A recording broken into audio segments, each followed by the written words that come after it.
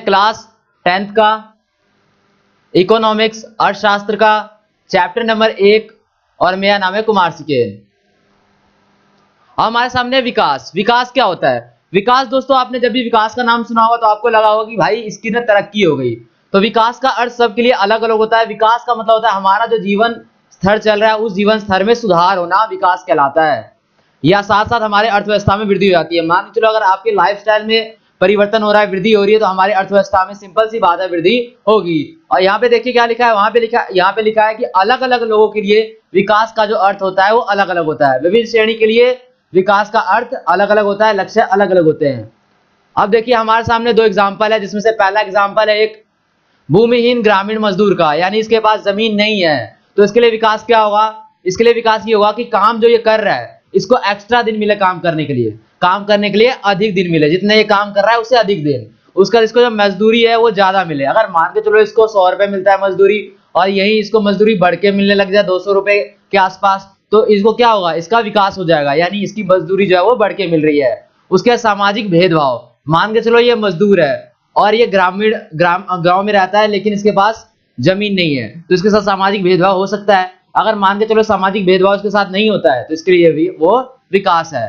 उत्तम स्कूल और उनके गांव, मान के चलो उनके गांव में ना स्कूल की जो व्यवस्था है वो उत्तम नहीं है, बहुत अच्छी नहीं है, पढ़ाई जो होती है वो एवरेज होती है या तो होती नहीं है। तो अगर उनके गांव में एक अच्छा स्कूल बन जाता है और बढ़िया स्कूल होता है जिसमें कि पढ़ाई अच्छी हो सके, तो इसका मतलब उनका विकास हो रहा है। इनके बच्चों को उत्तम शिक्षा प्राप्त हो और इनके जो बच्चे हैं वो भी अच्छे स्कूलों में पढ़े, यही इनके लिए क्या होगा? विकास होगा। कि इनके लिए भूमिहीन ग्रामीण मजदूर के लिए। लेकिन अगर आप कंपेयर करते हो किसी शहर में रहने वाले लोगों के लिए तो ये सब तो उसके लिए आम बात है, तो ये उसके लिए विकास नहीं होगा। अब देखते हैं शहर की एक अमीर लड़की है, शहर के एक अमीर परिवार की एक लड़की है, उसके लिए विकास का क्या अर्थ होगा? बिल्कुल ही अलग होगा। उसके लिए विकास का अर्थ होगा कि जिस प्रकार से उसका भाई आजादी से रह रहा है सेम वो भी उसी तरह से आजादी से रहे, ये इसके लिए विकास हो जाएगा।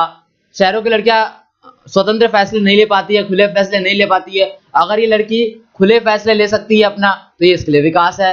और उत्तम शिक्षा प्राप्त करे, जैसे कि अगर लड़कियों को पढ़ाई के लिए रोका जाता है, मान के चलो 10th 12th के बाद उसको पढ़ने नहीं दिया जाता, लेकिन अगर उनको हायर स्टडीज के लिए बाहर भेजा जाए, पढ़ने का मौका दिया जाए, तो उसके लिए क्या होगा? विकास होगा। अपने भाई की भांति विदेश जाकर पढ़ाई करे, मान के चलो उस घर का जो बेटा है वो विदेश जाके पढ़ रहा है लेकिन उस बेटी को इजाजत नहीं मिली है पढ़ने के लिए, अगर मिल जाए तो वो उसके लिए विकास होगा। अब देखते हैं प्रतिवर्ती आय क्या होता है। प्रति व्यक्ति आय, प्रति व्यक्ति आय का क्या मतलब होता है दोस्तों? अगर आप देश की कुल जनसंख्या, जो टोटल जनसंख्या है देश की, उससे भाग कर दो किसको? औसत आय को, तो क्या होगा? अपनी प्रतिवर्ती आय निकल जाएगी। देश की कुल संख्या को, देश की कुल आय को, सॉरी, देश की जो कुल आय होगी, आय इनकम, देश की जो कुल आय होगी उसको कुल जनसंख्या से भाग कर दो तो आपका औसत आय जो है वो निकल जाएगा। अब शिशु मृत्यु दर, शिशु मृत्यु दर क्या होता है? इसी वर्ष में जो बच्चे पैदा होते हैं, 1000 जीवित बच्चों में से उस वर्ष की आयु के पहले जो बच्चे होते हैं वो मर जाते हैं। एक जैसे मान के चलो बच्चे पैदा हुआ, उसमें से ना 1000 बच्चे पैदा हुए, उसमें से जो है 1 वर्ष के बच्चे जो है वो मर जाते हैं, तो उन सबका जो अनुपात होगा वो क्या होगा? शिशु मृत्यु दर। हमारे सामने है 3 आधारभूत मानव विकास, यानी मान के चलो कि विकास का आधार क्या होगा? विकास सबके लिए अलग अलग होता है, ये बात हमने बता ली, लेकिन विकास का आधार क्या होगा? आधार यानी कि ऐसी चीजें जो कि चाहिए ही चाहिए। इसका मतलब है कि स्वास्थ्य, चाहे आपका विकास हो या नहीं हो, लेकिन जो बेस पॉइंट है, जो नीड है, स्वास्थ्य तो अच्छा होना ही चाहिए शिक्षा के लिए, विकास के लिए। और शिक्षा, जो बंदा स्वस्थ है और शिक्षित है उसका विकास निश्चित है।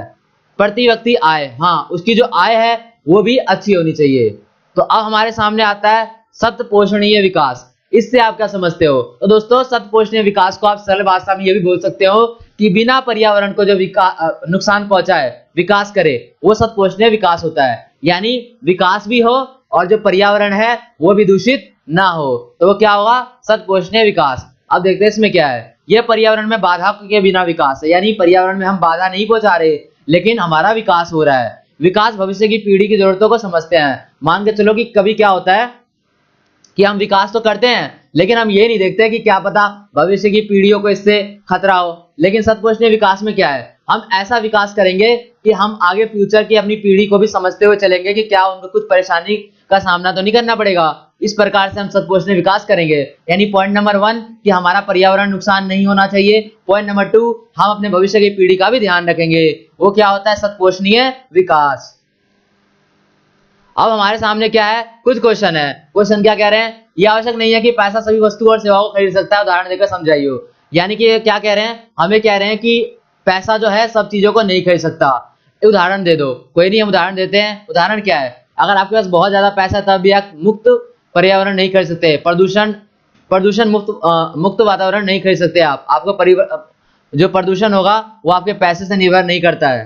शांति और लोकतंत्र नहीं खरीद सकते आप पैसे से। मान के चलो आप काफी धनी हो लेकिन आप शांति पैसे से नहीं खरीद सकते और लोकतंत्र भी नहीं खरीद सकते। उदाहरण लेके चलते हैं हम। महाराष्ट्र की प्रति व्यक्ति आय केरल की तुलना में अधिक है लेकिन अभी भी शिक्षा के मामले में पीछे है।